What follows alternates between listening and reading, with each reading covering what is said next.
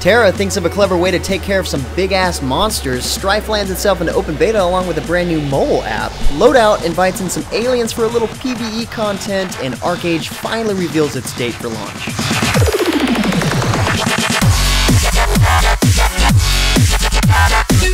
What's happening, guys? James Blonde here with MMOHuts.com with a pretty good-sized weekly recap for MMO news and announcements for the week ending September 1st, 2014. And starting off this week, we've got a new campaign-style PvE mode headed to Loadout. The new teaser trailer you see playing here in the background indicates that the Loadout universe is, in fact, expanding. Well, it will be anyway. The new campaign lets you and up to 3 friends fight alien invaders that decide to randomly show up and interrupt the hardcore carnage going on that we all know as Loadout. Kind of like cowboys and aliens, except in this case, the aliens are also cowboys?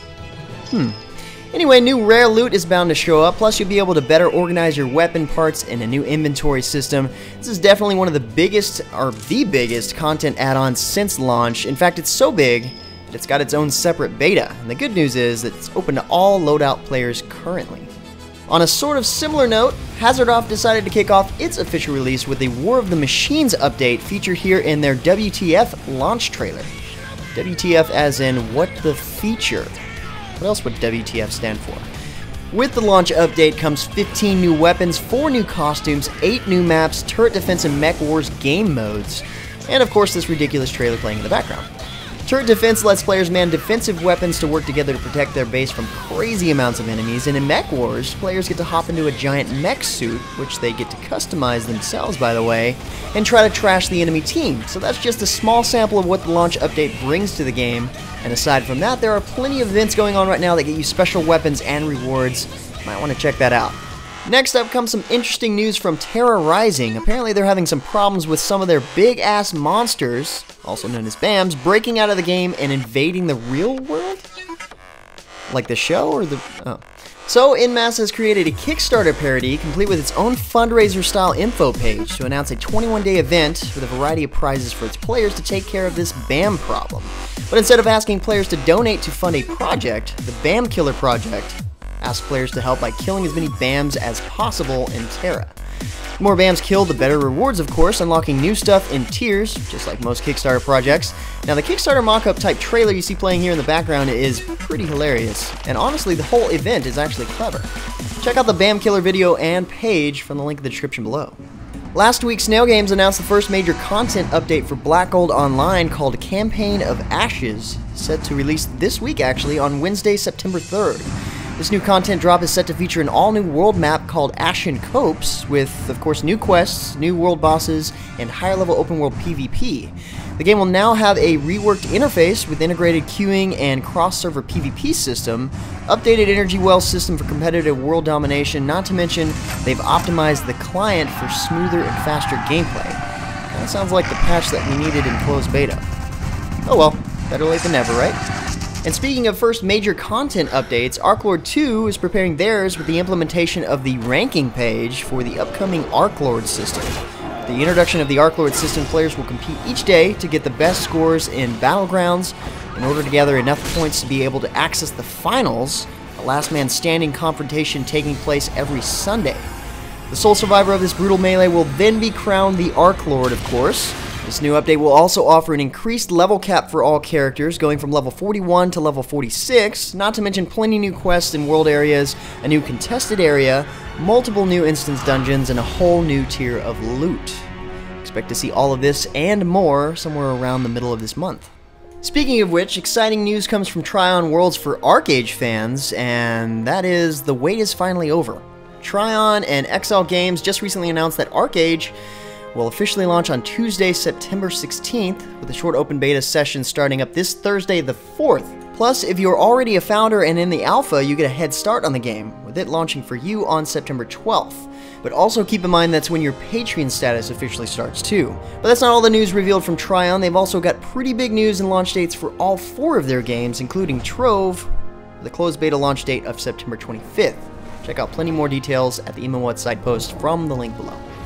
Also last week, Heroes and Generals released a new update nicknamed Rommel, with a heavy focus on giving the, quote, Generals part of the game a complete overhaul, with the most significant change being the introduction to officer ranks and, of course, general characters. This update is supposed to wrap up Ritomoto's vision with the character progression tree, according to their game director Jacob Anderson. With the progression tree, you may start off your career as a foot soldier and work your way up to become an officer and finally a general in order to command armies and wage war resources. The officers and generals control the assault teams that provide the resources other players fight with in the shooter missions. And so now that the new rankings have been introduced, there can be a bigger impact on chances for factions taking the win by coordinating attacks in real time with other generals, just as an example. The Rommel update is a fairly decent sized update with its own devlog, so head over to the MMOHuts site post for more details. Next up, we've seen a couple of new updates to Elsword recently regarding adjustments and enhancements to several of the characters' combat systems. Most recently, we've seen the Memorize system for Aisha and the Core Release system for Eve. With Aisha's Memorize system, she can now be assigned up to 3 skills in your preferred sequence to be triggered with a single action. Kind of like purposefully creating a macro to create a combo out of her skills. But with Eve's Core Release system, this provides her Awakening mode with even more amplified abilities. Basically, you activate Awakening, then build up power while in action, and then completely take all of that out on your enemies. It's pretty insane. Next up, World of Speed put out yet another badass trailer showing off a more one-on-one style race this time between a Mitsubishi Lancer Evo X versus a Subaru Impreza WRX STI. And with each one of their trailers they release, they reveal more and more of the car manufacturers available in the game and also new race locations. This is more than likely the first of the My.com games that we'll see in closed beta, followed by Skyforge of course. But honestly, these trailers here are giving me more and more to look forward to in the game. Hopefully we see access to World of Speed by the end of October. The week before last, we saw a sneak peek at Update 15, but it looks like Warframe made some improvement adjustments at the halfway point with Update 14.5. In this small but wanted update, we see a brand new tile set called Ice Planet, new changes to the UI for the mod system, some really cool detailed customization options for the new Kubrow pets, and of course, really awesome new weaponry that seems to go along with the Ice Planet theme. Well, the ice part anyway. Next up, Gaijin Entertainment has finally set the official release date for Star Conflict. The game will be launching this coming Thursday, September 4th, and is including access to the new Invasion mode. Starting now, players with closed beta access to the Invasion mode will have 1 week to defend their home bases against scores of aliens in order to win prizes. The Invasion mode event will last 1 week after launch day, so now's the time to stock up on supplies for the Invasion pre-launch event. Now, the game has been in a beta type state for a pretty good while now and has seen a lot of recent activity up to launch, so both new and old players should have plenty to look forward to. But speaking of launches and betas, Strife, the first second-generation MOBA from S2 Games, opened up the gates this past Friday with a surprised open beta and a brand new companion app to go along with it.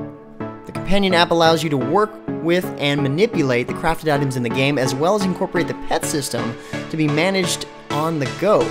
It allows players to check stats, craft items, and earn free resources, and later on, chat with friends in-game, pretty much anywhere. For more information about the app, check out DizzyPW's interview with S2 Games. They've got plenty of details. But that's definitely not the only news Dizzy has brought back from PAX Prime. This year's event turned out to be far more interesting than we could have hoped for. Much better than the past few years, that's for sure. First up, Dizzy got hands-on time with Heroes of the Storm's Garden of Terror and got to hear from 2 of its leading developers on the roadmap to a global, localized launch. Next, they met with Kixeye and saw how much potential a browser-based MOBA can have with today's technology in a new game called Tome. But the big one was getting to see the future of MOBA shooter hybrids with Motiga's surprise hit of the show, Gigantic, which by the way released a really cool and detailed alpha gameplay video for PAX Prime, so head over to the site post from the link below to check that out. Plus look forward to more insight in DizzyPW's dev preview coming to you guys really soon. But according to Dizzy, the game of the show had to be Shadow Realms from BioWare, bringing in an innovative PvPvE RPG that seems to mix modern fantasy with instant brawler action combat gameplay, and a 4v1 experience capitalizing on the imagination of a dungeon master to set up the traps to kill off your fellow players. Seems pretty legit. I can't say though, it hasn't quite been decided if it's going to be free-to-play or not, but it's up for debate, leaning more towards the free-to-play side. So that was just a little recap within the recap of what to expect to see coverage-wise from PAX Prime, so be on the lookout for our interviews and gameplay videos coming to you guys early on this week. Anyway guys, that's about it for all the major MMO news and announcements for this week. Oh, by the way, last week MMOHuts was nominated for Best PlanetSide 2 video in the Make War Stories contest. Currently we're in second place, but not really that far behind. Please guys, show your support by visiting the link in the description below. You can help in 2 different ways. You can vote for MMOHuts once per day, and you can earn points by sharing the contest. And if you earn points, you can also help by donating them to me right here at the bottom of the page. You can see my picture like this one. Let us know in the comments below if you voted, and thank you guys so much in advance for your support. Like always, if you're looking for more information about the news featured in the recap, check the links in the description below or head over to MMOHuts.com/news. Feel free to discuss the news in the comments below or head over to MMOHuts.com/forums. Until next time guys, that's going to be it from me. I'm James Blonde. See you out there, gamers.